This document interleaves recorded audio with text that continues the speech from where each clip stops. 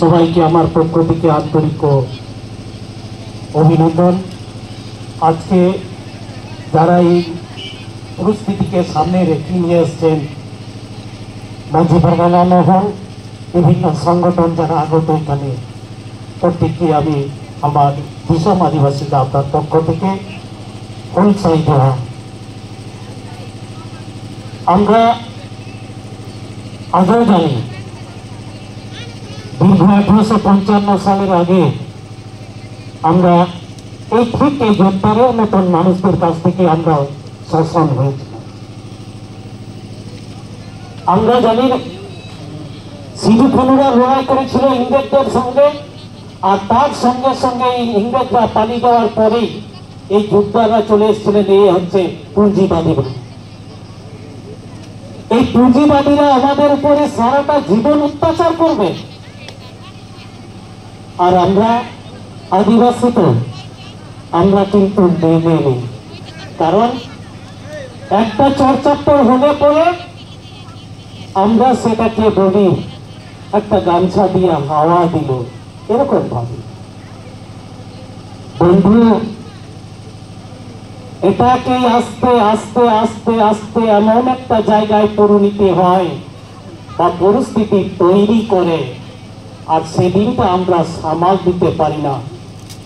আদিবাসীরা তাদের ঘরে কেন দোষ চাপায় জানেন আপনারা? আপনারা মনে হয় জানেন না। এর চেয়ে বিষয়টা পুলিশ প্রশাসন খুব ভালোভাবে জানে। এখানকার এলাকাতে যারা চাকরি করছে পুলিশ প্রশাসনে, তারা খুব ভালোভাবে জানে আদিবাসীদের কোনো কেস হলে পরে তারা কি বলবে, মানে আমরা अब सरकार जहाँ लाल सकल फोटो मीटिंग करते फिर से हड़प को जन्म ले बुला सक अब दोस्त होना की जे लाल सकल फोटो मीटिंग ना दोष नीति को लेया आदिवासीरा मत খেয়েছিল তার জন্য এই ঘটনা ঘটেছে। কিন্তু একজন বাঙালি সে রাস্তায় না চলতে পারলে সে যদি থানায় অভিযোগ করতে যায়, তাই শুধু খালি মুখে গেছিল এই কথা লাগে, এই কথাই লিখবে তারা सीआरपी एससीबी তে যারা দেবে। अब जहाँ केस को ऑन अब ना जहाँ सीबीसी ऑन हुआ ना तो उनको ठन को लिया उनको तो हैंडी यू कते को कराव कथा। और जन बंगाली যদি মদ খেয়ে নাও চলতে পারে, আদিবাসীদের নামে যদি অভিযোগ করতে যায়, সেই অফিসার কি লিখবে, এই ভদ্র মানুষের উপরে এত অত্যাচার হয়েছিল। সেদিনকে এখানে ডাক্তার বাবু বা প্রফেসর বাবু রাস্তায় পড়েছিলেন। যেদিন আপনারা এখানে মারলেন সেদিন এখানে ওরা রাস্তায় পড়েছিলেন মদ খেয়ে। যারা বলছেন বা যারা দাবি করছেন তাদের লজ্জা বলে নেই, এদের কোনো লজ্জা শরম নেই। আজকে যদি লজ্জা থাকতো তাহলে একজন ডাক্তার বাবু বা প্রফেসর বাবুর কাছে এই কথা কখনো বলতো না এখানে জমায়েত করে তারা মদ খেয়েছিল। কারণ ওই ডাক্তার বাবুর কাছে আপনাকে একদিন না একদিন আপনার শিশু বা আপনার মাকে দিয়ে যেতে হবে। এই মানসিকতা যখন আপনার নেই, মানে আপনি মানুষ নয়, আপনি জানোয়ার হয়ে গেছেন। যে কথা আপনি বলতে পারছেন ওই ডাক্তার বাবুর কাছে যেদিন আপনি ছেলে নিয়ে যাবেন, ডাক্তার বাবু আমার এই ছেলেটাকে বাঁচিয়ে দেন, ওই মানুষের কাছে আপনি কি করে অপপ্রচার করছেন তারা মাতাল হয়েছিল বা মাতাল হয়েছিল। আর মাতাল যদি থাকতো তাহলে এখানে আসতে পারতো না। তবে আমি বলি এটা বৃহত্তর অন্যায় হয়েছে।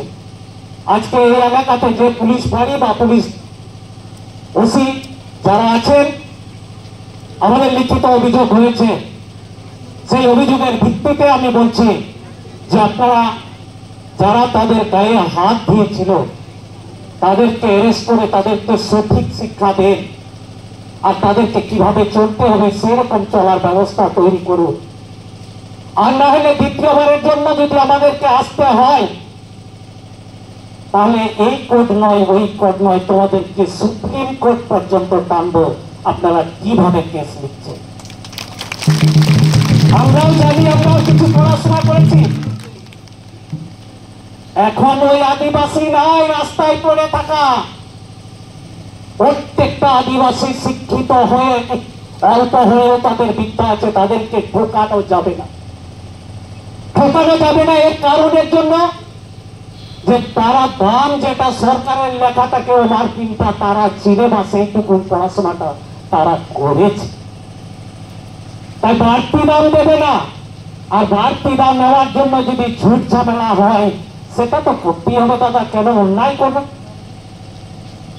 এই অন্যায় করাটা তো উচিত না। আমি বলবো না মানুষের সততা যদি না থাকে সে অন্যায় করতেই থাকবে। আর পুলিশের যদি সততা না থাকে তাহলে এই ব্যাপারটাকে আরো দূরে নিয়ে যাওয়ার জন্য চিন্তা ভাবনা করবে, এই কথা আমি বলছি। আপনারা এই ঠাট্টা থাকার মধ্যে আমরা আসিনি।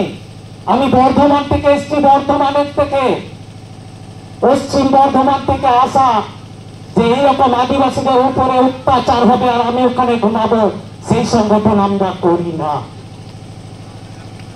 যে বাঙালি আজকে এই ব্যবহার করেছেন, আমি একটা কথা আপনাদেরকে পরিষ্কার ভাবে বলে দিচ্ছি যে আপনারা জেনে রাখুন, আপনাদের কোন লোক কিন্তু এইভাবে আপনি যদি অপরাধ করেন আপনার পিছনে আপনার ভাই পর্যন্ত হাঁটবে না। আপনাকে হুঁশিয়ারি করে দিয়ে যাচ্ছি, যদি দ্বিতীয়বারের জন্য এলাকার মানুষের কাছে যদি কোনো ভাই হাত তুলেছে বাঙালি, তাহলে তার হাতটাকে টেনে নিয়ে চলে যাবো। আমরা আদিবাসী, আমরা একা নয়, আমরা ভারতবাসী, আমরা সর্বপ্রথম ভারতে বসবাস করেছি। ওই হাতটাকে ধরে টেনে পার করে রাস্তায় কাছাড়ে পিটাবো, এই কথা মনে রাখবেন। যে আদিবাসীদের উপরে অত্যাচার করবে আর তাদেরকে আমরা ভালোভাবে ছেড়ে দেবো, এরকম যুক্তি আদিবাসীরা করে না। যত হয় যদি আমি যদি আমার আচরণে যদি আন্দোলন হইতে হয় hapen kan timre am lagi dabang amren gorom gidre lagi amre ma thoron bancau lagi khatirte am jodi nit khoile hoi bab laga hapen dimre tisra hole hoi kate dam bancau dani ape ki tunna hoi kana dehin abura dahatira rodai kochron huibo kana noa apuren tuibo kristo hoi late sidu kanu chan bhoiro birsa munda baba tilka ruko ko lei late tehin abuna rastare duruk kate tehin andolon kate abua hido bun bancau dani yang kana আর বাংখান তিসরা হতা হইতো না। আর আবু যদি তেহেন রাস্তারে তিন কথা বাবু আন্দোলন আর বাবু তেহেন আমরা সিতুম রে আপন দিবা আবু গরম দিবো বাচ্চাও নাকি বাড়ি কষ্ট দিনা কাটা আবু যদি বাচ্চা হয়ে খায় যে কোনো সংগঠনকে কহে জমির মুক্তি দরকার বিনা করে নিয়ে যুগে গেলে কনসেন্টার করাতো যাহারে যাত্রা হইছো না তবে তোমার তো চালা যাহারে পাতা হইছো না তবে তোমার করাতো চালা bentar jana সংগঠন যাহা আমার চিতর আমার ধরন আমার যত কিছু বাঞ্চাতে হইতো না ওদের তো কোনো যুবক পুরা বাম নিয়ে যাবে তার ঝান্ডা সাপ কাটে তারা দেখতে না আপন দিবে আইনের ঘুরে লাগি সাইরেন বড় দিবে লাগি দিব এরকা কব আগে আমরা সমাজের নৌকান হ্যালো অলপা গিদ্রে তো যদি ঝান্ডা সাপ কাটে সামান সে বান্দুন তাড়ামা উন্ডু তুলেয়া দেখো ছাতিক জাতি চিক তুলেয়া বয়া Nuku na jahay ko tehakan nung hak kacabakan niya por the demand to roda ko ano to. Iya ame roda itu kan roda bang ame roda itu lemkan ame golam hu roda itu a. Nungkan dhambun arjama nungkan সংগঠন bun benama jaha সংগঠন benau kate jaya kalam hotte bun taram dariyama ame gorom dibe hot koran jeta kata jom dariyama nungkan jumi bun dahayma ye ko kata men kate ke arham bukta ina kata jeta hottu Nungkana समाज जीवी बात तैयार दाड़िया कथा आमा हो बड़ाई किते नोडे नोडे को दुबक्ताई को ले आते हैं जे नोडे मैक्सिमम परसेंट वोट हिना आपे या और आपे पे नोडे जितुक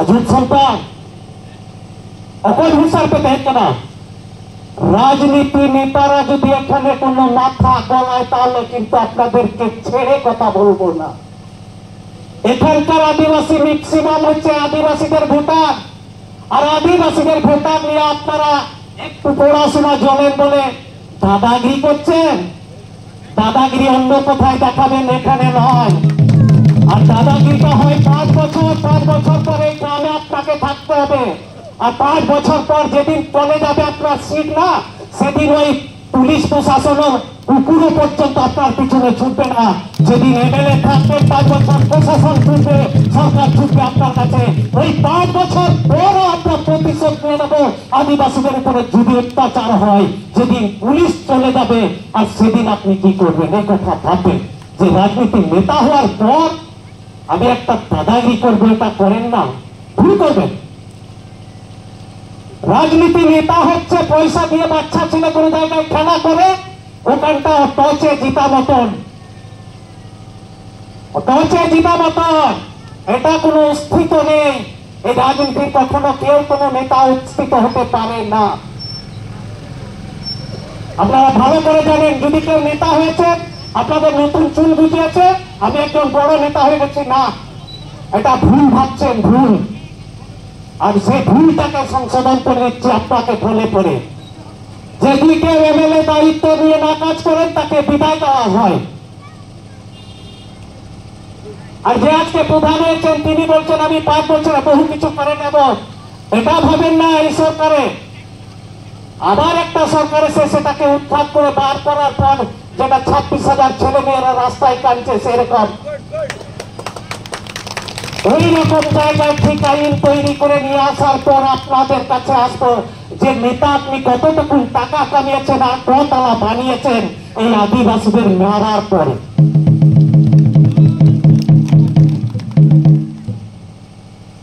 এটাই হচ্ছে আমাদের সংগঠন। মারার দরকার নেই, আমাদের টাকাও দরকার নেই, পয়সাও দরকার নেই। আপনি সততা হয়ে এখানে থাকুন, সৎ হয়ে ভেবে,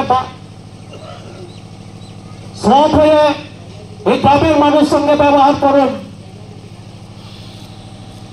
যাতে এই সততার দেখিয়ে পশ্চিমবাংলার সারা মানুষ দেখতে পারে যে না, এই এলাকাতে অন্তত আইন শৃঙ্খলা ঠিক থাকে বা আইন শৃঙ্খলা আমরা রাখি।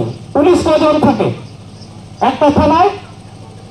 বড় বাবু, মেজো বাবু, 2-3 এসআই বা এসআই, এর থেকে আর কত থাকবে? বাকি তো সবাই সিভিক। তো তারা আমরা এতগুলো লোক দিয়ে আমাদেরকে কি করে করবে? তাই এই জন্যই বলছি যে সততা বা সম্মানীয়ভাবে থাকার জন্য শুধু প্রশাসনের দায়িত্ব নয়, ওই দায়িত্বটা হচ্ছে আপনার। আর আপনি যাকে শিখাচ্ছেন যে ওই রাস্তায় ডাক্তারবাবুকে মেরেছেন, এই কথা আপনাকে বলে দিচ্ছি 100% আপনি মিলিয়ে দেবেন। যদি আপনার বাচ্চা ছেলে আছে আর মাত্র কিছু বড় হতে দেন আর আপনি একটু বড় হয়ে যান, আপনার বুকে লাথি মারবে তাকে, যেটাকে শিখিয়ে দিয়েছেন আপনি যে ডাক্তারকে মারতে হয়, তাহলে সে বাপকে পর্যন্ত কোনোদিন মারার জন্য কোনোদিন আপত্তি করবে না। কারণ আপনার ছেলে শুনছে বাবা একজন ডাক্তারকে মেরেছিল আর আমি আমার বাবাকে মারলে কোনো আপত্তি নেই। এই শিক্ষাটা আপনি দিয়ে যাচ্ছেন যাতে আমাকে মারার জন্য বাবা তৈরি হন, যে আমার মুখে লাথি মারবে। আমি তো শুধু হাত মেরেছিলাম, আর 2 দিন পরে সেই দিনই বুঝতে পারবেন যে আমি কি অপরাধ করেছিলাম, কি শিক্ষা দিয়ে গেলাম আমার বাচ্চাটাকে। এই করতে করতে তো 1 টাকা 2 টাকা বাড়তে বাড়তে বাড়তে বাড়তে লাখ টাকা, 20 লাখ টাকা, 25 লাখ টাকা, কয়েকশো কোটি টাকা আমাদের রাজনীতিবিদ দাদাদের হাতে, ঘর ভর্তি টাকা। আর এই পশ্চিম বাংলায় হচ্ছে ঘর ভর্তি বেকার ছেলে রাস্তায় গ্রাজুয়েশন WBCS করার পরও রাস্তায় ঘুরে বেড়াচ্ছে চাকরি। আমরা কি সরকার নিয়ে এসছি দাদা? আর ওই সরকারের মতন যদি আপনি এখানে চলতে থাকেন তাহলে এটা চলা যায় না। এটা ভাবুন, পড়াশোনা করতে পারা যাবে না। এই কথা বলে আমি আবার পুনরায় এই এলাকার পুলিশ প্রশাসনকে আমার কাছে অনুরোধ, শান্তি শৃঙ্খলাটাকে বেঁচে রাখবেন, এই এলাকাতে যাতে অশান্তি না হয় সেই পূর্ণ দায়িত্ব নিয়ে আপনি করবেন।